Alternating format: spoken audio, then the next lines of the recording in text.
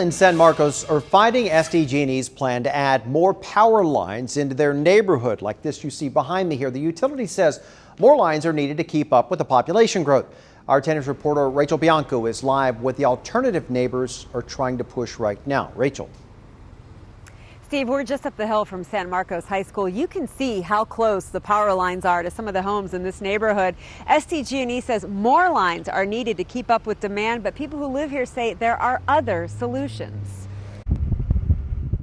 Rancho Dorado is a quiet neighborhood home to mostly families, lush landscape, and walking trails. Catherine Erickson moved here just over a year ago. We just loved how it's so peaceful and calm. But she says there is one major drawback looming over this neighborhood.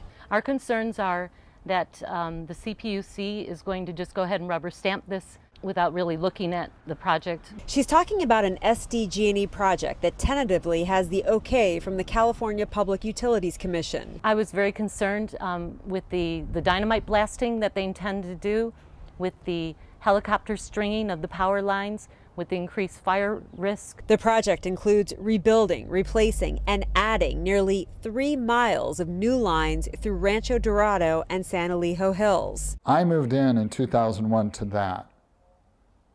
It was a big change when they did that. Now they're going to double it. Robert Pack has lived here almost 20 years. This is what it used to look like. There's the top of the wooden power lines. Now they replace them with these giant steel towers. And now they're proposing to put another set of steel towers between this steel tower and this home. SDG&E says the new lines are needed to keep up with the growing population, but neighbors say demand is changing. We now have solar like we never had. We now have batteries like we never had. We have the time of use that SDG&E is going to implement in the coming year.